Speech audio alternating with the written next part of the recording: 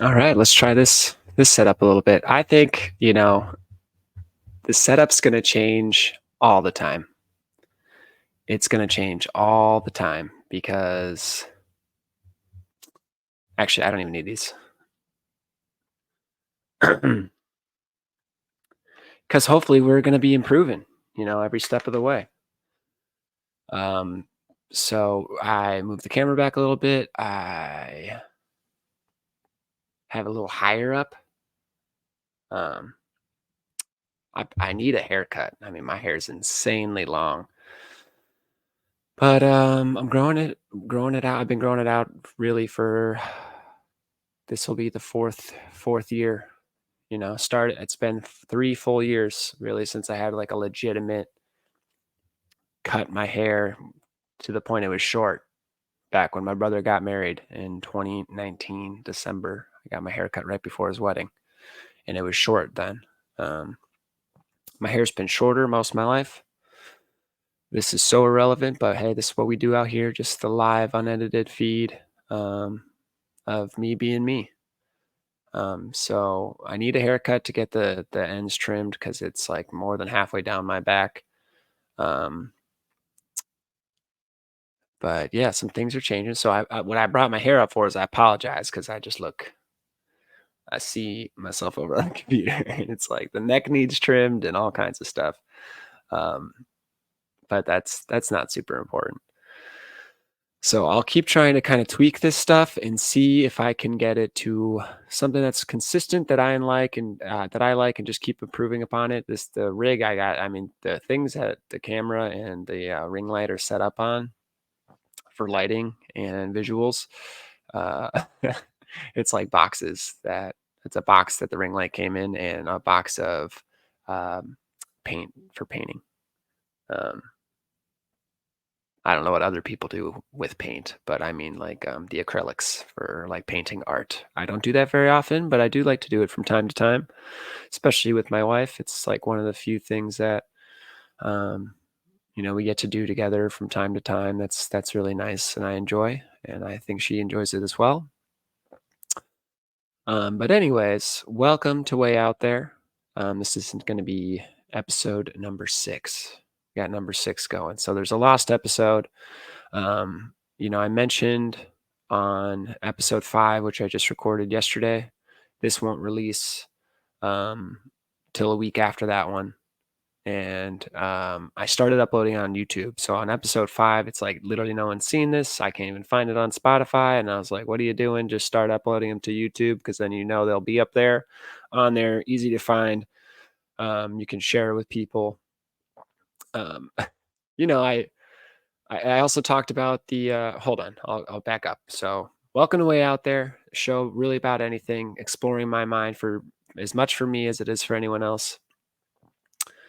Really trying to push the boundaries, but stand on the things that I believe in, allow them to be challenged and put in the public sphere for people to add their thoughts to the conversation. I think I am someone that's capable of seeing things from multiple perspectives and considering those. I might come off as really stubborn or something along those lines, but I'm really only stubborn about a few topics. Um, I think, at least the way I view things, there's a difference between stubbornness that's just kind of like hard-headedness that you're just stubborn about literally every little thing, and that's how I was growing up and in high school. But my dad's a very open-minded, understanding, calm, listening individual, and I saw a lot of value in that. And since pretty much I was 18, I've been trying to work on that, and it is a process. But yeah, I think I'm a pretty open-minded guy, and it takes a lot for you to earn changing my mind, but I'm open to it being changed. And there's many examples and the things that I hold to be beliefs right now that have changed as I've grown older and got a bigger picture, experience more things, learn more things. I'm starting to learn a lot. And there's something called like the Dunning-Kruger effect, where if you just don't really know much, you kind of think you know everything. But people that really start to know more and more and more, they start to understand how little they truly know. Um, so yeah, welcome to the show. It's now on YouTube, and I have the first five that I recorded kind of scheduled out on YouTube. There's the intros live. Um, so I'll start kind of more advertising this, not with like advertising money or anything like that, because I don't have any of that available. Um, but just telling people about it. The thing is, um, one of the common fears is the fear of criticism, fear of judgment, things like that. And I know that sharing my story honestly, it's gonna upset a lot of people for a lot of different reasons. Like mom and dad might be upset, old friends might be upset. There's different people that, whether it's their actions or my actions, deciding to share it and just post it on the internet, it could be really upsetting to some people. So that's something that it's kind of a big risk. Um, it, I mean, I don't know if risk is the right word, but it's just like the flack that I can take and the amount of disappointment that some people will feel and things of that nature. Like it weighs heavy on my conscience. But I've gotten to the point where I really feel like I would like to share the truth as much as possible. And I would way rather tell the truth and stand up for what I believe in for even if it means that I'm going to be seen as this dummy or, whatever people are going to say that I am, I'm going to let them go ahead and say it, and I'm okay with it because I'm pretty secure in myself and what I'm trying to do. And I'm aware of like big picture what it is that I'm trying to do and what I'm trying to work towards. So you got to start somewhere. And so this is that somewhere for me. And I know on like a couple earlier episodes, I was even thinking about it before hopping on and recording again that, I've talked about, hallucinating on mushrooms. I've talked about, smoking weed and all that kind of stuff. And, I, my mom, like, she's not for that. She's not for that stuff. And I don't know that she'll ever really understand, in a way that it's not gonna be pretty upsetting to her, but at the same time, I also know that my mom very much loves me and deeply cares about me, and, she will really no matter what because I am blessed to have 2 great parents, and same with my dad. My dad, I'm sure he could be disappointed about certain things, but, um, he's, again, very open-minded and understanding, um, when all is said and done. I really believe that, so I I think it's very important to my story and what I'm trying to do here that I still talk very transparently about that stuff. Um, I probably will continue to use mushrooms in the future, like from time to time. It's not something I do all the time, but I've done it quite a bit, like upwards of 10 times. Weed, however, again, from time to time, maybe, especially with like a friend, and it's more like a social thing and a rare occasion. I'm sure I'll do it again, but I know that I kind of have a problem with weed, where if I have access to it, I'm probably going to smoke it. I don't really have that self control there. So I'm going to try to avoid it more often than not. I'm going to try to keep it out of the house at all times and just not really utilize it. And I've been not really utilizing it for a few months now, except on very rare occasion. And I think I'll keep it that way. And I've been sober from alcohol for this will be the start of my 3rd year because I stopped drinking in December when we found out that my wife and I found out that we were going to have a baby. So in solidarity with her, I decided to stop drinking, and I didn't miss it. I didn't miss the hangovers. I didn't miss spending money on it. I didn't miss the lowered inhibitions. I don't miss any of the mistakes that come with when I get really drunk. I don't miss blacking out and missing chunks and chunks of time that you have no idea what you did. That's mostly back in the college days, but like that's just an amazing thing that you can consume this legal like liquid that is going to in large amounts, which obviously no one recommends. It's not a good thing to black out, but it's, it can be pretty easy to do. And I feel like in college, the more you black out, the more you brown out and black out. And it just starts being like every time you drink, it almost feels like I don't really remember everything that happened last night. So the fact that that's legal and it kills so many people and it's so bad for you, it's a pretty wild thing. I think really all the substances for the most part probably should be legal. Leave it up for the individual to decide what they want to do. I'm mostly for that as long as it's not really, a big detriment to other people.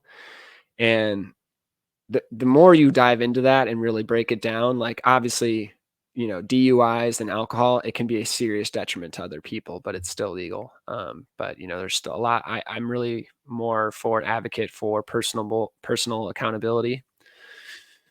The more responsibility you can bear for yourself, I think that's going to be one a very difficult thing to do. Most people are looking to blame on other people or on other things. And I understand that. I've been there. I still am there at times where I want to take some of the pressure off of me and put it onto someone else. Um, I don't think it's very beneficial to do that really in any situation. I think if you can try to take that responsibility as much as you can, um, and make changes that you can actually control, self-control, I will say often you'll hear me say, self-control is the only control there is. If you try to control someone else or some outcome, that's not for humans to be able to do, um, with any, like, repeatability or without a lot of success, but you can control yourself and how you respond to things. And the more you do that and practice that and value that, the easier it becomes and you start building really good life habits. So, what did I want to talk about today? I think this episode, we are 12 minutes in, and I've just been kind of rambling about some stuff. But the focus of this episode I wanted to do is thinking for yourself. So I want to see how long I can talk about that. I'm not going to try to drag it out. If I think it's over, then I'll just end it quickly. And, you know, that is what it is. But thinking for yourself, I think that is probably one of the most important things that humans can do is to think for themselves, to come to their own conclusions, um, to critically think about what it is they're being shown, told, what they see, what they read, um, really like diving in to make sure it's like I'm coming to this conclusion with all the facts that I've looked at and all the perspectives I've looked at. I'm going to come to my own conclusion rather than just hearing something from somebody and taking that as fact. That's such a slippery slope to go down because I'm sure we can all think of examples of something that someone told us at some point and it might not be true. One that I think is a great example that I also got from Chris Williamson very recently listening to his podcast was, almost everyone thinks that porcupines can like shoot quills. And it turns out that's not the case. They don't shoot out their quills. They have barbed quills, and getting them in you is like not good thing to do whatsoever. It's really something you want to try to avoid. But the idea that they shoot them out, this is so misinformation and ideas that aren't true. They spread like wildfire, especially in this technology era. So trying to like take a second, and if you really want to know if something's true or not, like you have to take a little bit of time to do the research on your own and really see what people that really devote their lives to a certain topic. Um, Hopefully they're more, ideally they're more informed than the average person is when it comes to their own topic. So being able to listen to them and take their findings and their observations and being able to trust that versus just some person And if you don't want to be a person that's just saying things that isn't true, if you never, or not never, but if you want to try to avoid situations where you just say stuff and then somebody is like, that's not true at all, and you're an idiot, then it's probably better to do a little bit more research. I mean, it's not, some things are a bigger deal than others.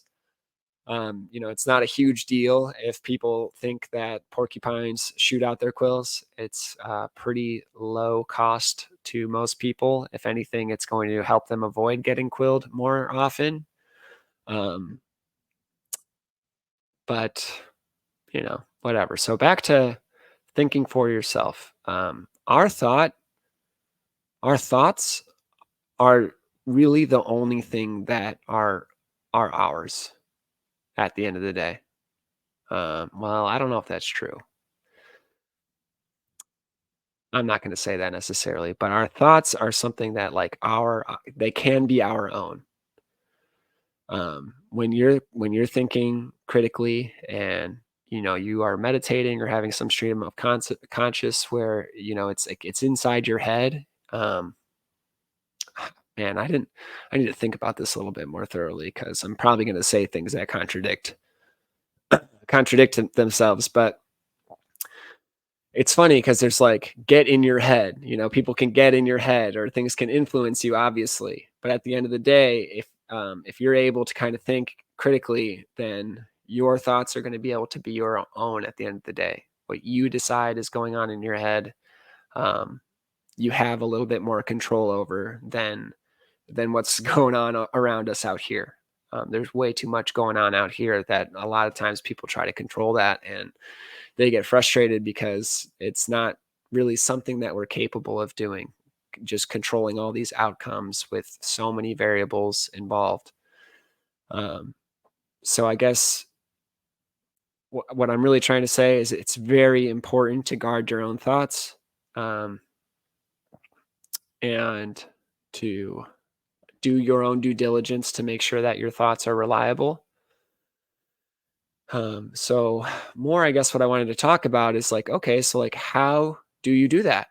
Right? Okay, it's great, Matt, that, you're saying that we need to have our own thoughts and have control of that, but, there's a lot of instances in which our thoughts can be affected by outside circumstances and things like that. So how do we know our thoughts are our own and like how do we do that? Um, I'm not really one to tell people what to do. So, disclaimer here is if I say, you should do this or try this out, it's 100% optional. I am not commanding anybody to do anything. So, let's just nip that right now that, if I say, I think it's better or people should do this or try this, it is 100% optional. You don't have to do anything I tell you to do. It's me sharing my perspective, how I look at things, how I've tried things and what's worked well for me, what didn't work. I want to share that because I think it's a big part of maturity. It's a big like level up in maturity if you're able to kind of manage to find somebody that you trust, respect, or value, and take their word for granted. Again, it's like this. It's kind of like a contradiction because, like, at a certain point, depending on who it is, like you want, and depending on what they say, you want to kind of look into it more. But when it comes to giving advice and trying to learn lessons, you don't want to have to learn the hard way and do continue to make all the same mistakes that the person who's trying to communicate to you, like, hey, I already made those mistakes. I come from a place of confidence and authority because I've been doing this for a really long time.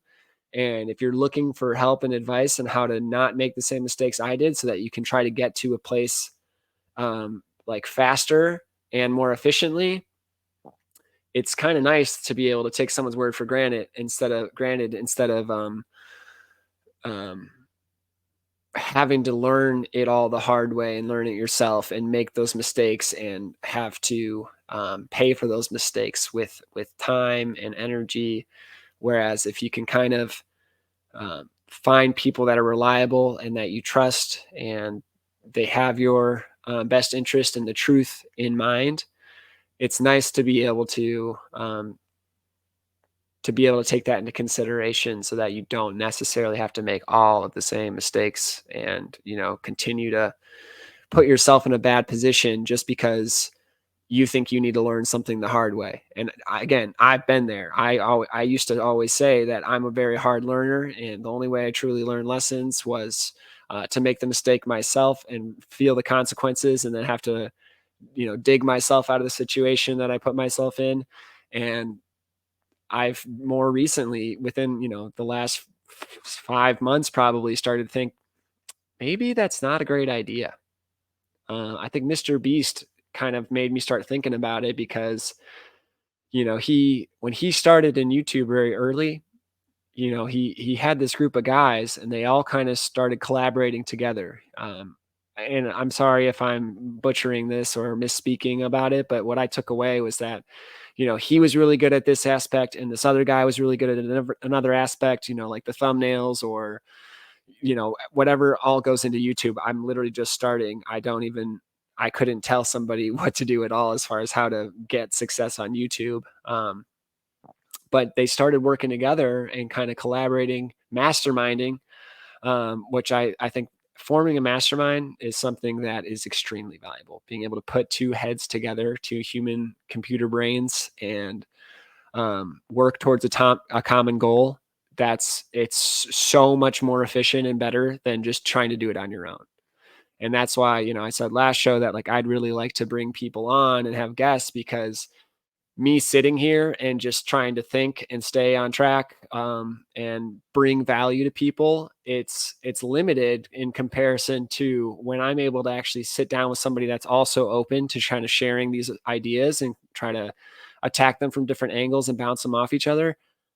The amount of ideas that I think are much higher quality, it's way higher amount too.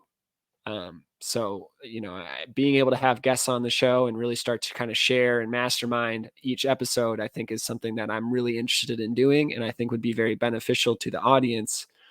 So that's something I'm definitely working towards, and have kind of planned for the future. But as of right now, I'm just starting out. I don't think too many people that are out there that would really want to talk to me or be interested in this. Um, I'm sure there are some, and I got to start somewhere, just like I'm starting with myself right now. But um, let's see if I can try to pull it back to something a little bit more what I was talking about. So how do you recognize if you're thinking for yourself or not? What does it take? What's like the big thing that needs to happen in order to start claiming your thoughts as your own instead of like programming from the matrix, as Top G would say? Sure, that'll get me hate, but I do think Andrew Tate's a generally a good force for the world, a positive force for the world. I've seen quite a bit of his long form content, and I think when you watch long form content of somebody, you get a much better picture than if you just see shorts of things taken out of context without the whole conversation in the background. Um, it doesn't make sense to me that somebody would say, "Oh, you like Andrew Tate? That's all I need to know. Fuck you, dude. I don't want to listen to your show. You're a piece of shit." It's like you might learn something if I say something about Andrew Tate, but you don't know all you need to know. That's quite the claim. I think that's very unfortunate if people jump to giant conclusions and say things like, "That's all I need to know if you said this or you like that." It's a piece of the pie. People are very complex, and what our thoughts are very complex, our beliefs are very complex, our experiences in our lives, it's extremely, extremely complex. So it's very silly to me, um, when people that clearly haven't seen much of somebody have these opinions of them. Um, it's very easy for me to tell, and I'm sure it's likewise for other people. So I could just rattle off a few people I listen to quite a bit. It's like Andy Frisella, Ed Milet, Andrew Tate, Jordan Peterson, Alex Hormozy. I mean, there's more for sure. But when I've watched a lot of their content and long form and taken time um, to really see what it is that they think, it's very easy for me to tell when somebody hasn't watched very much of their content based on the things they say. they say. When it's not always easy. Sometimes it's a little more difficult than others, um, depending on what it is they're saying. But a lot of times it's very easy for me to tell. And then some follow up questions are just like, okay, like how much content have you seen of his, or have you seen any of his long form content, or are you mostly formulating that from like a short video you saw online? And it's oftentimes my intuition was correct in that it's like they haven't seen much at all, and they haven't really taken the time to see the man talk, and it's more so just reading the clickbait headlines about what's going on with those people. And um it's also kind of interesting and funny to me. Not I mean, it's as sad as it is funny that a lot of people that seem to try to search for the truth and say things that are kind of against this big narrative, that I think goes into trying to control and manipulate people. Um, Bad people will accuse these people of really bad things to try to discredit them, slander their name, um, really those two things, or punish them. And it's just kind of sad. It's sad, but it's also like funny when it's like, man, not to say like I know for sure, that they haven't done the things they're being accused of or not. I think innocent till proven guilty is important, but I also think that our judicial system and a lot of systems in place have just become so overly corrupt that it's hard to trust them to do the right process, and have the right result. Meaning what's true at the end of the day. Because I want what's true to come out. If Andrew Tate truly did do something bad, I would want him to pay for it. But I don't think he's done what he's being accused of being, what he's being accused for, because of everything that he's said and how he lives his life and the amount of people that he's helped. And same with like Jordan Peterson. Like you're never gonna like everything that somebody says. Eh, That like that's the only um, absolutes that you should really talk in. That like you're never always. Like when people say never or always, they're often exaggerating, and there's not really anything out there, in my opinion, that's always or never. It's much more gray and kind of it depends on a lot of things, and you can usually twist how things are framed in order to make the always or never not true anymore. So um, let's see here. Let's try to go back again to being on topic about, how do you know your thoughts are your own? So for me, it was a really big epiphany to have this like moment where I was like, I think everything that I currently think and hold to be true is the sum of what everyone in my life has told me to think. And some of that comes with more original thought than others, but when you're a child, and I've had this conversation several times now, within this last week, where when you're a child, like whatever people tell you with confidence and authority is what you end up kind of believing. And maybe that's not for everybody, but certainly for me as a child, I'm talking from my own experience. When I was a child, what my parents said, what my teachers said, what my coaches said, my first generally my first thing, I might have questions about it. I do want to know the why. I've kind of always been that way, where I really want to know more of the why behind something and have it be more thoroughly explained before I just kind of buy into it. But generally, like, especially when I was really little, what they told me, like, I took that as fact. I'm like, these people have my best interests. They're my authority figures. They love me. They care about me, and they wouldn't lead me astray. So when they tell me things, it's true. And when you grow up that way, and you're not able to kind of like really question everything, and a lot of people discourage you questioning things. They don't want to explain themselves. They're just do what I tell you. Well, why? Because I said so. What? No. when you're a little child, that makes a little bit more sense. But that's kind of what I'm getting at, because like kids, that's what's been pounded into them for to a certain point, because there are certain things that like, parents, they're tired, man. They're people too. They don't necessarily want to explain every little thing, especially if it's like, like don't jump off of, I mean, you can explain it. Honestly, people should take the time to explain stuff like this, but like don't jump off a building because, well, why?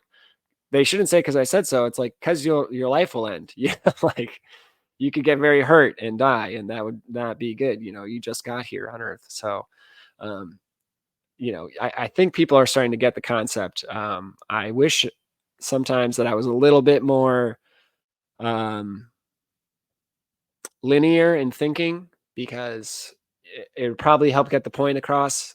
I tend to over explain a lot of stuff, and that almost does a disservice to the message I'm trying to give. But I try to give enough background and examples that it's going to reach enough people, um, because people tend to kind of project their own reality onto what you say, and they often seem to take little snippets of what you said and really only respond to what they can gotcha with, or whatever they want to, instead of really responding to everything that was said. um, Maybe I'll talk about that a little bit later, because that's another thought that, something. No, I'll just do it now. I'll loop back into the main topic in a little bit. It doesn't make sense to me that the onus and responsibility is on the speaker at all times to make sure that everyone in the audience is on the same page as the speaker. There are going to be situations in which the speaker has more responsibility to make sure that they practice their message, that it's very clear and concise, and it can reach the most amount of people with the least amount of confusion. Situations like that are going to be in um, like at times of where there's not any dialogue back and forth. There's no ability for the audience to ask questions. Like if someone's giving a speech to a crowd of 100 to thousands of people, the audience isn't going to be able to interject every time they don't understand something to ask for clarification. It's just not. It's not conducive to the amount of time that everyone's devoted to an event like that. So obviously, the speaker has a little bit more responsibility to make sure that the message they're trying to deliver is going to be as simple and palatable for the most amount of people to understand it without misrepresenting it and taking it and doing things that weren't intended from the speaker's original message. But it doesn't make sense to me that when on like a YouTube channel or talking with people on threads or Twitter or in the comments section, that or even just face-to-face dialogue. Like, it doesn't make sense to me at all that people, instead of saying, "So it seemed like you meant this. Is that what you meant?" Or, like just asking questions, just so I can understand your point better. Is this what you meant here? Or it's not, just to sum up what you said. It seems like this is what you said. Is that accurate? That would be good communication. I think that would be a much more productive mode of communication. And instead, what I see all the time, and I have now had thousands of conversations on threads, and I would say maybe a handful, like literally within 5 to 10 total times in thousands of conversations, have have people, in regards to what I say, actually asked clarifying questions. It's not really happening. What is happening is people are saying, "You're saying da da da da da," and it's like, no, I'm literally not saying that. That's what you're interpreting it as, and it's not accurate. I don't feel that way. I've not said things like that. If I had said something like that, then I would be in the wrong, because I don't believe that and I don't think that. So the fact that it happens so often, instead of people just asking clarifying questions so that the communication can actually get somewhere, go somewhere, where we're trying to figure out what one another means, find common ground, I think it's a big problem.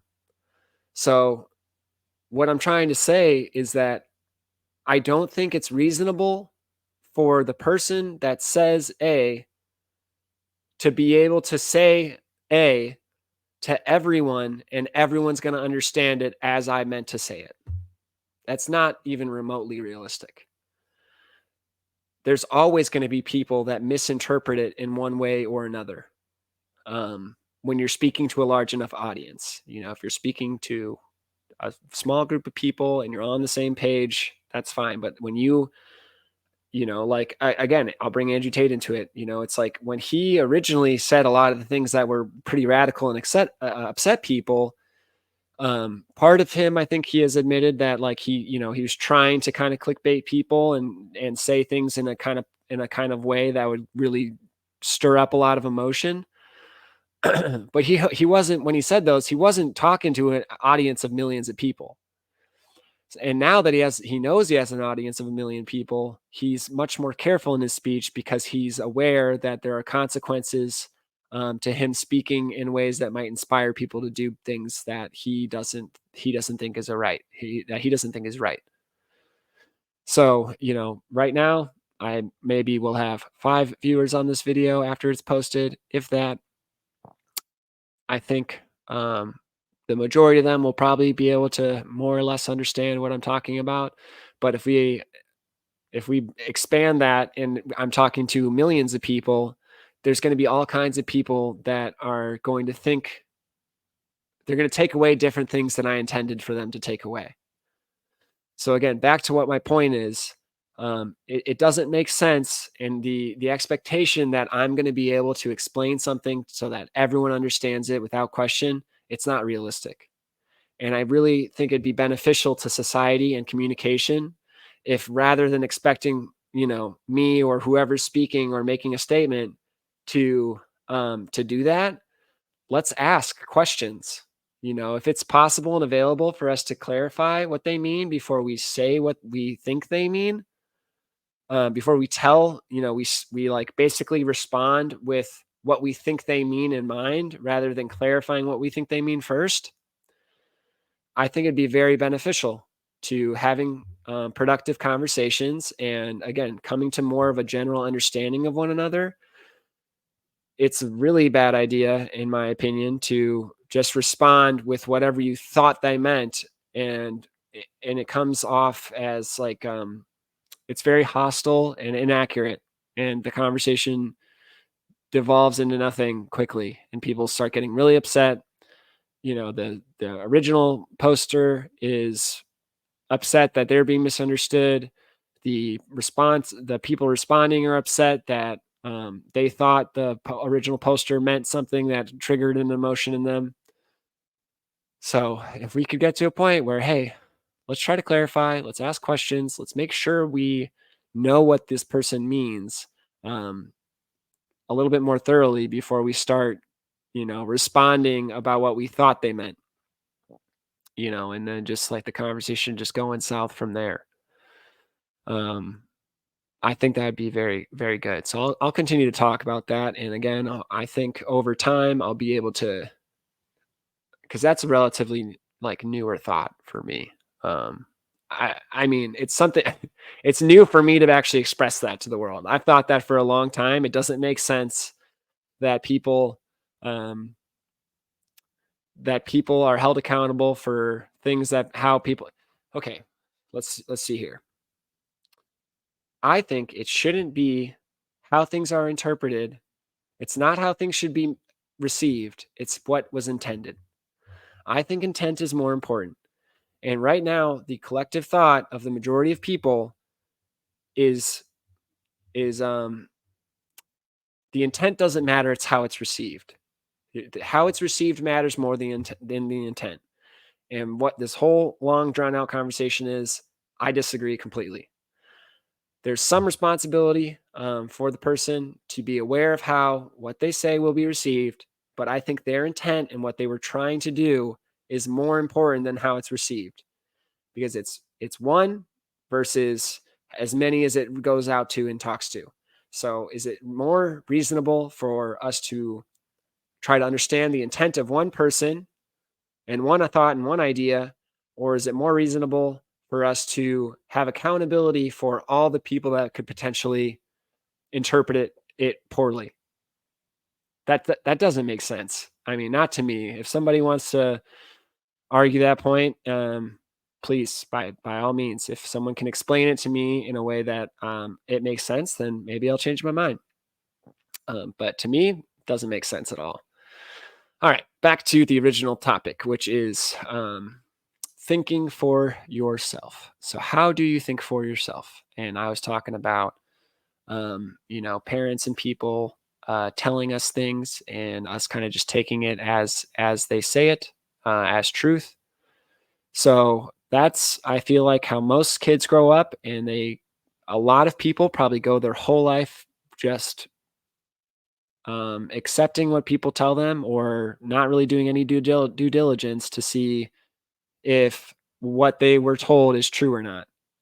But for me, I got to a point where I very much realized that, hey, I was raised a certain way. I was raised Christian, and I was told this is the right way. And I went to college and saw a lot of different ideas, and kind of was opened up to maybe there's alternative options. And I'm aware that maybe whatever I was told and taught isn't necessarily true. There's examples in our education system being whitewashed, for example. Like an example that always comes to mind is that, for certain, I was told growing up in elementary school, middle school, that George Washington had wooden teeth. And that's not true. He had teeth that were, dentures that were made from some different animals, I believe, and slaves. That's how dentures were made in that time. They were often taken from slaves, and then repurposed for people's mouths. So it's like, why lie about that stuff? You know, like, I'm for the truth. I wish the truth is what was told. Like, all the time. I think it's disgusting that the people in power decided a long time ago that people can't handle the truth. And I don't think it's for a group of people to decide that the other larger group of people can't handle the truth.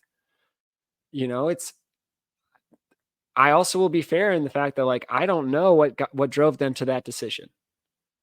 I'm inclined to think that they ar- um, arrived at that decision really more for manipulation and control, and less for, like, the better outcome of all people.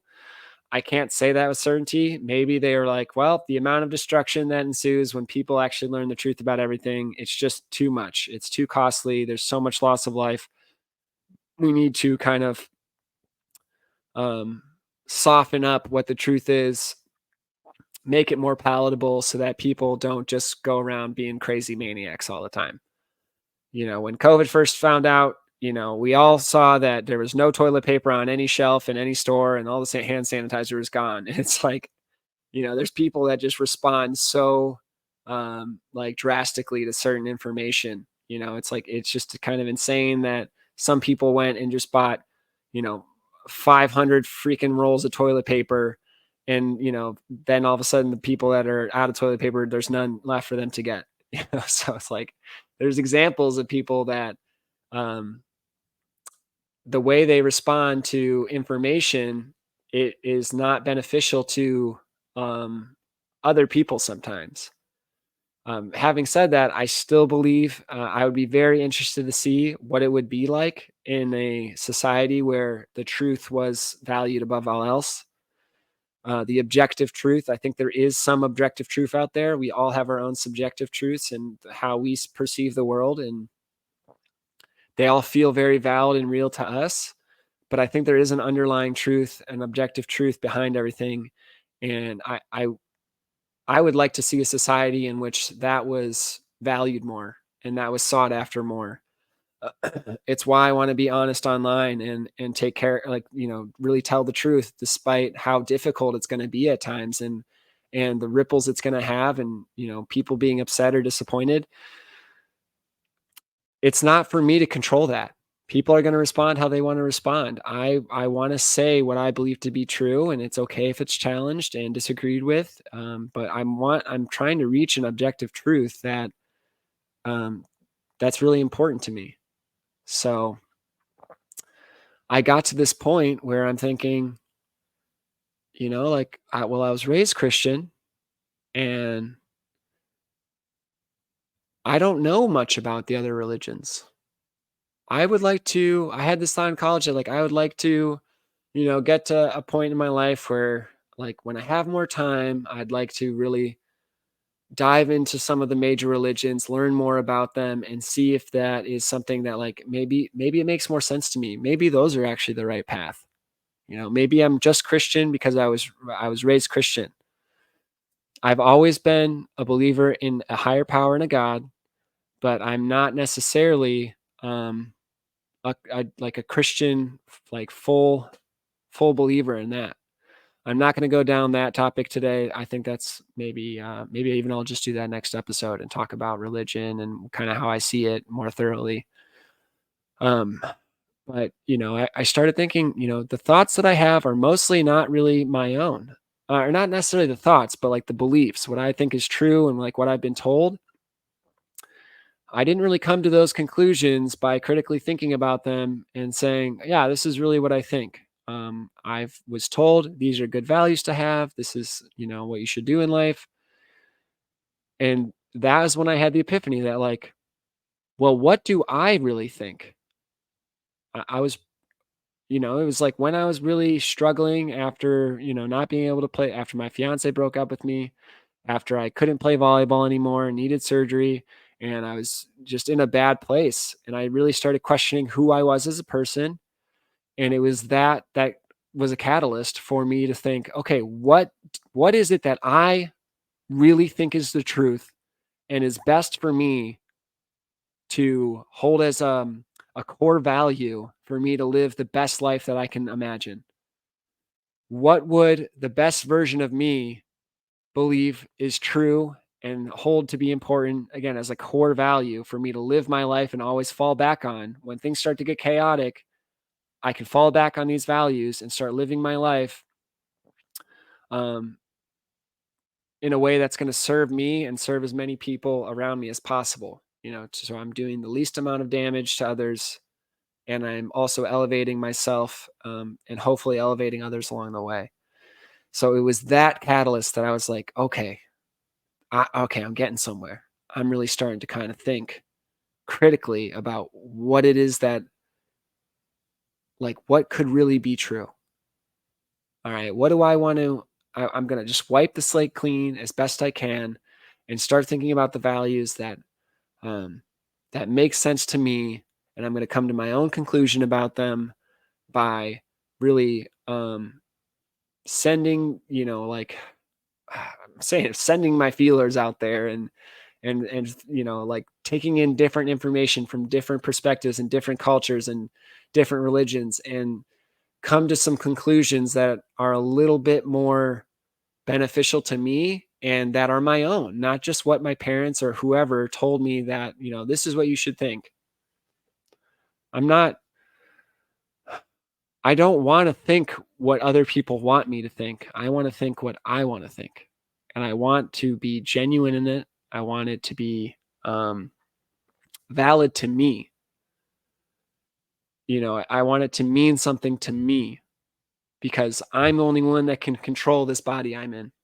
So at the end of the day, I need to come to my own set of values and more or less rules to live by to set myself up to be able to live what I consider to be the best life. And I think if someone can get to that point where they start saying, you know, are these thoughts that I have really my own and do they serve me? And if you aren't sure, then I don't think you've really got to the point of critical thinking yet. And that's how I think you start the journey of thinking for yourself and finding a set of values that are good for you and ideally good for other people as well. Meaning that you just aren't going to be hurting a lot of people along the way. We're all going to hurt somebody at some point or another. So other people are going to hurt us at one point or another. But trying to minimize that and work together and come to common understanding, um, being able to put our heads together instead of just clashing, I think that's going to be really beneficial if we can start getting a movement of people to not want to be right, but to want to understand the person across from them. Try to understand them a little bit better. And, I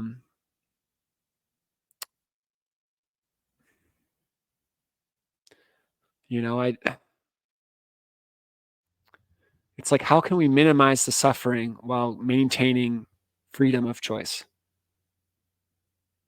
These are very difficult concepts to grasp and to wrestle with and to try to figure out what, like, the answer is.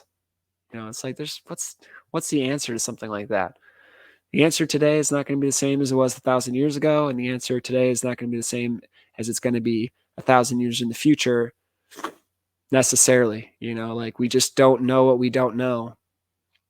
Again, I'd like to think there's some sort of like objective truth and objective morals that people can more or less agree on. But I've definitely listened to, people talk about ethics in a way that, they spent their whole life really kind of researching and talking about ethics. And it's like, you can really make any ethical situation that you think has a common sense answer and make it something that's like, oh, whoa, you know, um, one just off the top of my head is saying, like, it's like talking about, would you kill one person to save 10? Like, God forbid you ever have to be put in a situation like that, but it's like, okay, well, it's probably better for 10 people to live than for, or 10, 10, like, it's better for 10 people to live than for 10 people to die, and, one person to die instead of 10 people to die. That's what I was trying to say. But it's like, okay, well, what if the one person is random and you don't know who they are, and you do know the 10 people? Or rather, you know the one person, but you don't know the 10 people. It's like, oh, yeah, okay, let's say the one person's your mom or your child. Are you going to kill the 10 people or your child? All right. So the point is, like, ethics can get very blurred depending on situations that we conjure up. But I think I'm going to wrap it up here. That was pretty long. The idea is encouraging people to maybe take a second to think, are my thoughts my own? Are my beliefs my own? Do they serve me? Are they good for the whole of people? I think those are the questions I really want to leave people with, from this show, if there's anything. Um, and yeah, so that's episode 6 of Way Out There. Thank you so much for tuning in. If you would like to subscribe to my channel, it would mean a lot to me. But better yet, if you've thought anything that was of value in this show, please go ahead and share it with other people that you care about. That would mean more to me even than you liking or subscribing the video. As always, leave your comments down below. And other than that, I hope you all have an amazing day wherever you are. Take care.